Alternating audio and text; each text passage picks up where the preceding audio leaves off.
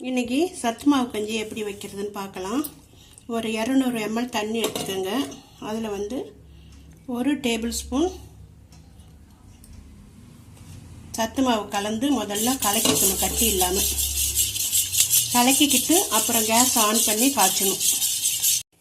Case on பண்ணி மிதமான தீயில வச்சு இந்த கஞ்சியை காய்ச்சணும். கெட்டி ஆற வரைக்கும் காய்ச்சணும்.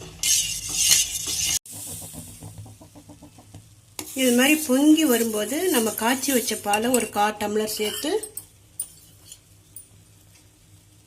இந்த தானியங்கள்லாம் வறுத்து செய்யறதுனால இது சீக்கிரம் வந்துடும். 5 நிமிஷத்தில் இந்த கஞ்சி வச்சிடலாம். இப்போ வந்து தேவையான அளவு வெல்லம், பொடிச்ச வெல்லம் இல்லைன்னா நாட்டு சர்க்கரை சேர்த்து 1/4 ஸ்பூன் சுக்கு பொடி கிளறி கேஸ் ஆஃப் பண்ணிடணும்.